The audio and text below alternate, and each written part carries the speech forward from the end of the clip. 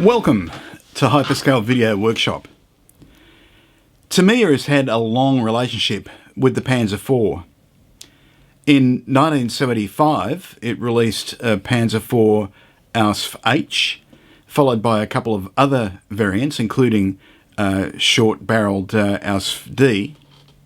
And in fact, I don't think this was even their first outing with the Panzer IV. I think they might have had 1/20th or 1/25th scale, some of the very early releases in the 1960s as well. But in 1994, Tamiya released a brand new tool, Panzer IV Ausf J, followed in 1996 by an Ausf H. It's been quite a while since then though, and we haven't seen any more activity on the Panzer IV front, not as a gun tank anyway. There have been variations in terms of tank destroyers and self-propelled guns. But the gun tank itself, it's been fairly quiet. So I was very pleased to hear when Tamiya announced that they would be releasing a Panzer IV Ausf F with the short barrel, so F1 it's sometimes called. And here it is at last.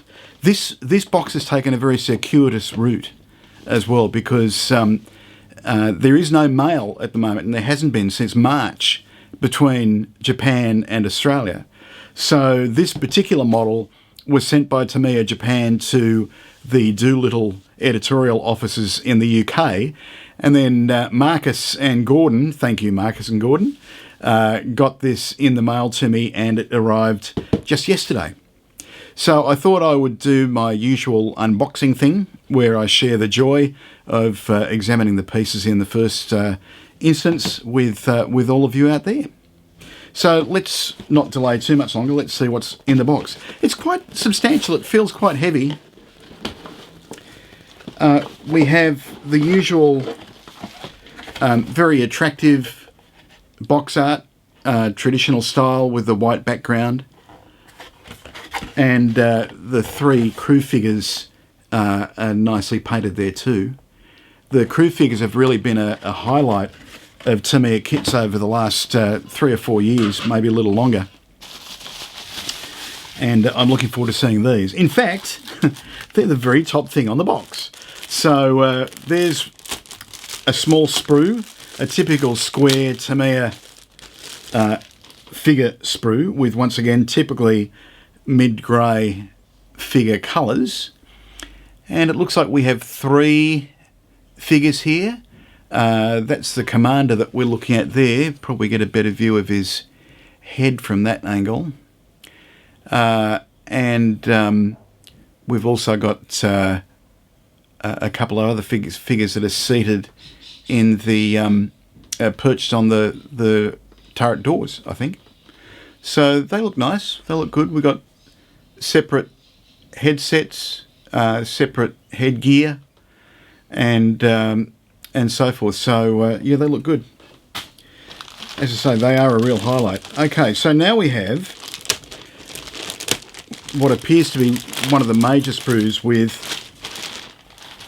the upper hull, with the turret base and the turret roof, the turret bin, hull sides, various hull sides, and different parts and pieces. So that's quite an important sprue. What I'm curious about here is the date that's on the sprue, and I might just have a quick look here. And this says 2020. So it looks like this is probably a brand new sprue. Next up, I'm just going from what happens to fall to hand as the next thing in the box. Each of the sprues are packed in a separate plastic bag. And here we have the other sides of the track guards. Looks like the transmission cover at the front, engine covers for the back, exhausts and other detail parts. And let's see if we can find a date on this one, which is also 2020. So that's another new sprue.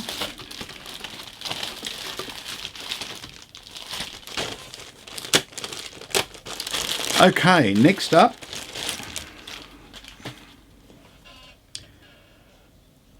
this sprue is also marked 2020.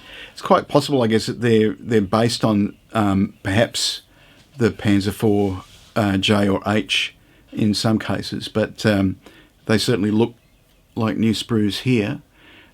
Transmission parts, or transmission conversion parts, detail parts, mostly hatches, some tools and stowage and so forth. So that's all good. We have now two identical sprues that are both packed in a single bag.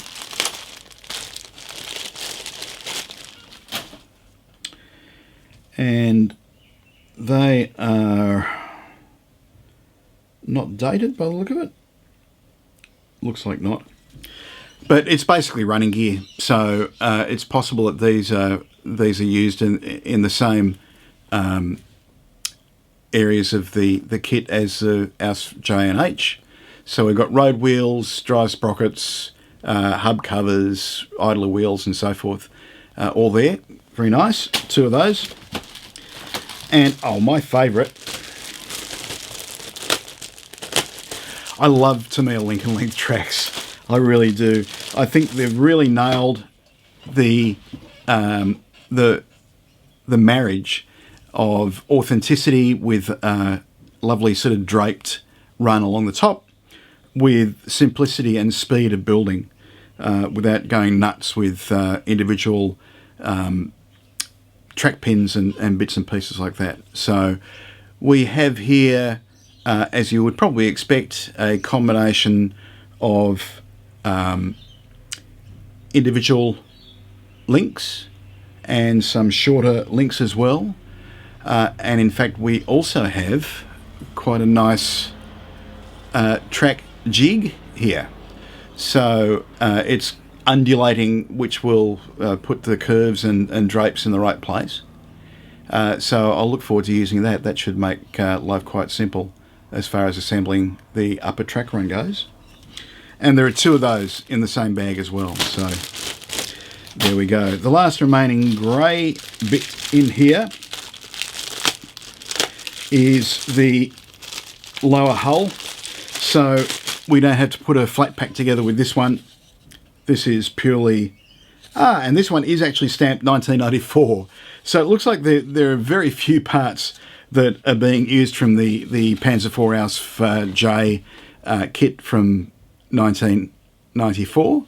It's still very nice though. There's nothing wrong with it. It's a single part, so you know, assembly couldn't be easier. Nice detail on the bottom of the hull there. So it's certainly not a disadvantage. And we also have a small bag which just has some black string, a little bit of copper wire, and 6 polythene caps by the look of it. Okay, now we also have a small decal sheet that we have there. I'll just take that out of its bag so you can actually see it.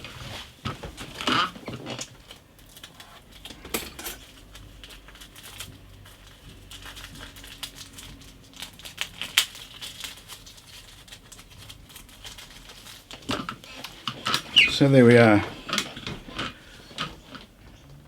So there are the decals. I'm not sure how many markings there are. It could be 2 or 3. I'll just have a look and show you right now. But the decal sheet is small but perfectly formed, as you would expect. And then we have your typical Tamiya instruction booklet. So we flick through there. No surprises. Actually, perhaps the only surprise is that Tamiya didn't supply a single part track for the upper run, but I think I like the jig idea as well. So that's certainly not a disadvantage. And let's just see if we have... the marking guide is separate. Okay, that would explain it. Here we have the marking guide. And it's 2 options. So we have one in Panzer Grey and one in a disruptive scheme of dark yellow and dark green. So whether you are a fan of Panzer Grey or Disruptive camouflage, you've got the option right here in the box. So that's it. Tamiya's almost brand new. Certainly the vast majority of it is brand new. Panzer IV Ausf. It's a great little model. I can't wait to start building it. I will be building it very soon. I've also got Clayton Ockerby building the Panzerjäger 1 as well. So after what has been a really lean period since March this year, it'll be great to have a few built Tamiya new releases around the place. Well, that's about all from me at HyperScale Video Workshop. Bye for now.